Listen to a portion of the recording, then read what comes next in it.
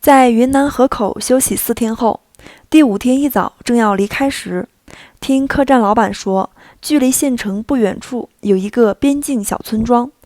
那个村子和越南隔河相望，家家户户都住的法国别墅，河对面的越南女孩都想嫁过来，这勾起了我们强烈的好奇心。临走前，我们决定开车去这个边境村庄看一看。我们现在就在河岸上，我下面离我不到1米吧，下面就是河，南溪河，河的对岸就是越南。哇，好近啊！从这儿可以看到对面的房屋。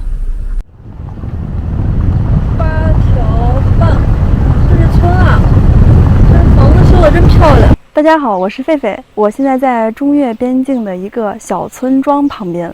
这个村庄呢特别的小，叫8条半，只有31户人家，一共有102口人。这100多人呢，也是来自于5个民族啊，汉族、苗族、傣族等。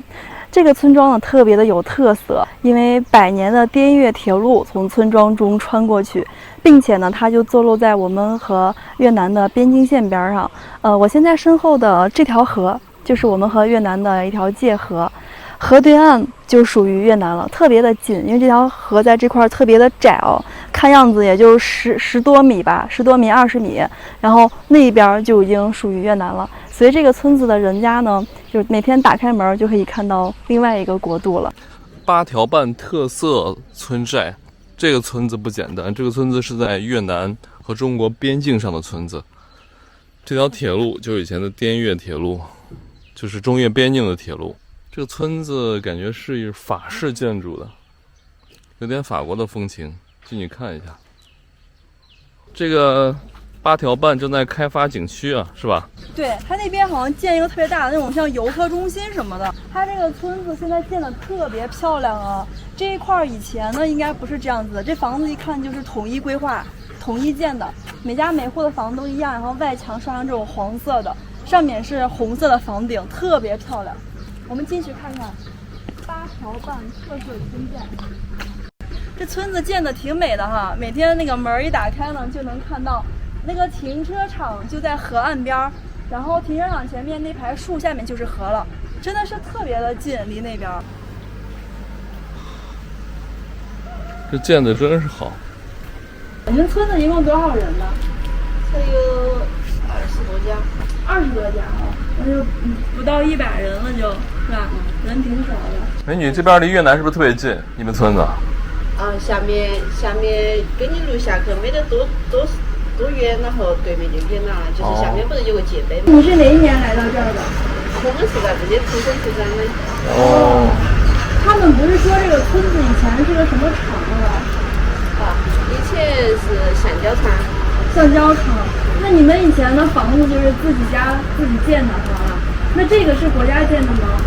这个是国家建的，但是自己出钱。哦，自己能出多少？出一半不？听说这个房子要将近20万，自己差不多出了10万。哦，4万还是10万？10万。那就一半，各一半，这房子20万。对。自己能出10万。对。这房子建的挺好的，你们这是2层嘛？2层。你们家有几个房间？5个，都是5个。每家都是5个。对面那些越南人会不会偷偷跑过来？以前会，现在不会了。现在因为他现在叫人熟悉底下的那个店，然后就是因为怕越南人过来，所以就叫人收。下面有那个安全无人。然后就每天晚上都有人收。河边白天晚上都有人守着呢。以前越南人还往过跑，现在也不跑了。是。那他们以前过来干嘛？偷东西吗？也不是偷东西，以前没得这种疫情的时候，关系还是好噻。对，来回串门啊。他们就过来玩一玩是吧？也不干啥坏事儿，就逛一逛。穷吗那边？哎呀，相对而言比中国是要差挺多是吧？差一些。那他们那边有没有女孩嫁到咱们这儿的？有这边，村子里就有。就是路边上的第2家，他家媳妇就是从越南那边嫁过来的。他家媳妇今年多大了？ 24岁吧。哦，那就是才结婚几年哈。嗯，他们越南媳妇儿是不是不要彩礼啊？要也要。也要彩礼？也要。要多少钱呀？也是几万。哦，几万啊？这差不多嘛。差不多。跟咱这差不多。对啊。我还听人家说越南媳妇儿什么都不要。要都要。呀，那现在疫情他就不能回娘家了啊。那孩子上学，这村子里有没有幼儿园啊？没有，要在河口。要去河口啊？那他平时晚上也不回来了？平时住校。哦，住校啊。星期一送客，星期五接回来。修的真挺好的。我觉得花10万块钱在这住个小别墅蛮好的，我也愿意来。是我们有户口。这是村委会啊。对，还有那个农村电商什么的，快递往这儿送。对，蛮好的哈。你看公厕也太漂亮了，这灯都是欧式的风。哎，是的，这村子建的真是漂亮。哎呦，别打我！这上面会过火车吗？会呀，小朋友。哎呦，这个上面会过火车吗？会。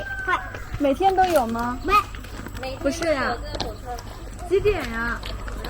是早上8点多有2趟。哦。下午有1趟。差不多是6点到。哦。我们去村子里转了一圈才出来，这村子真的挺不错的，房子盖得又漂亮，里面人也不是很多，家户还有一个车库。这边现在修旅游区哈，以后大家来这儿可能都有住宿和吃饭的地儿了。但实际上这块距离河口县城也不远，也就10公里左右，开车20多分钟。即将离开边境小村庄，希望生活在这里的同胞们都能够安居乐业。我们也将结束1个多月的酷热，驶向更凉爽的云南北部。离开了中越边境的小村庄，狒狒和文涛开车前往云南北部。边境道路实在不好走，我们右边就是中越边境的南溪河，路非常的狭窄，不小心就会掉到界河当中。左边是有着100年历史的中越铁路，据说这条铁路上每天早晚都还会有一班火车，没能体验与火车并行还是有些遗憾的。傍晚时分，我们终于到达了蒙自。蒙自可能很多人没有听说过，但这里就是过桥米线的发源地。到城区后，发现这里的气候非常宜人，再也没有云南南部潮湿闷热的感觉，这才意识到我们已经开到了云贵高原。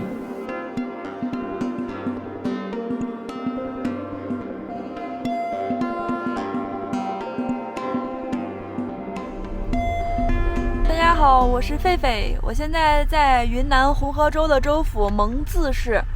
来到蒙自呢，就一定要尝一尝过桥米线哈。其实关于过桥米线发源于蒙自还是建水，一直是有争议的。不过呢，无所谓，对于吃货来说，好吃就行。我们俩现在开车到达了蒙自的一家特别有名的过桥米线，叫香奇园。这家特别火，据说饭点要排队。我们刚刚到这儿，这儿有个车位啊，可以停在这儿。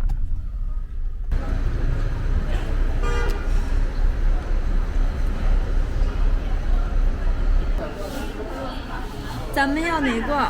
它有传统过桥米线22，秀才25，才子就是在放在桥上的了。哦。然后，妈呀，怎么还有这么贵的？过桥红过桥168，最贵的168。咱要33的吧？对，咱要33的吧。或者要33，要个88的。不用，我就是33的。行。不吃这个可以，我看它就是里面放的菌类多一点。我看这个还有个168的。168的，我想天价米线，我们要个才子吧。美女，88和158的差了什么？它里面的配菜是用的不一样的，是量不一样还是种类不一样？它的配菜品种不一样，然后还有那个汤底也是不一样的。哦，汤底也不一样。哦，好的。这里面好大呀！你看3大锅浆，中间那锅还在滚烫着，看见没？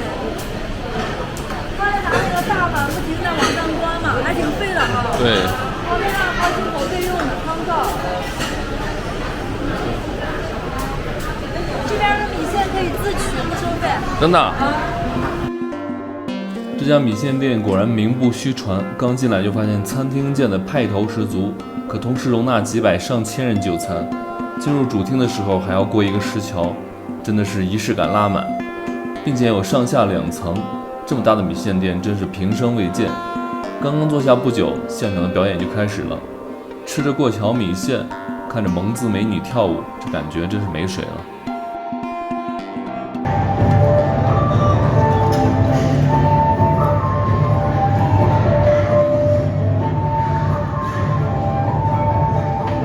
我们现在已经来到了这家店的里面，这家店挺大的，上下2层，然后桌子小桌子少，那种大圆桌特别多，因为来这儿那种旅游团也挺多的。我们要了2份这个才子米线，其实其他的米线也想尝一尝，但是他们家呢，只有这个才子米线是把配料放在一座桥上的，其他的那个造型就比较普通了，所以拿了个这个。然后他们家有表演可以看，每天的饭点吧，12点10分到1点有表演可以看，有美女在跳舞这边。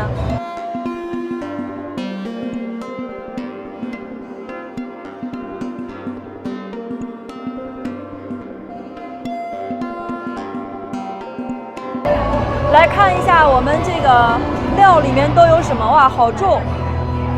从这边看一下啊，这个应该是黄油、鸡油还是什么的，玫瑰花瓣啊，云南特色的玫瑰花瓣。这个是蒜泥、韭菜、黄花、葱花，其他的就是这些蔬菜了，比如说这个胡萝卜、包菜，还有那个这是菌类，这个应该是杏鲍菇、豆腐皮，然后这边有些肉，但这个肉我也不认识。哎，我的汤来了。小心碗汤。好。可以吃了吗？哇，汤都来了。这边这些全都是肉，他们应该是先放肉，再放素，最后放米线。把所有东西都放进去了，最后再放米线。它这个米线是烫熟的，就烫一下就好了。哎呀，好大一碗啊，挺漂亮的颜色。最后再把这2个花瓣放上，好漂亮呀，秀色可餐，特别有食欲。好啦，可以吃了，然后旁边那个辣椒可以自己放。我现在拿勺子尝点它这个汤吧，这是鸡汤。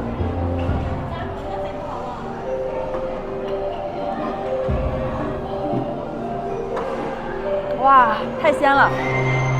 好啦，开饭吧。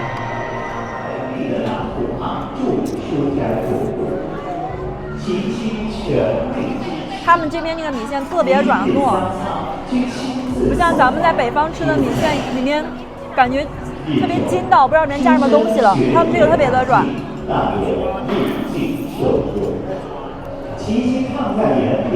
入口即化呀！它这个汤呢是鸡汤，上面还有一层鸡油可以保温，快吃吧，一会儿就凉了。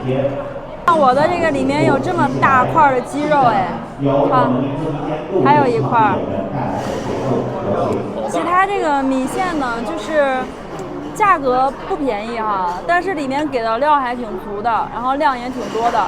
米线是可以无限续的，然后旁边有这种免费的这种小菜吧，酸菜什么的可以自己加，我觉得还可以哈，反正来到这儿体验一下吧。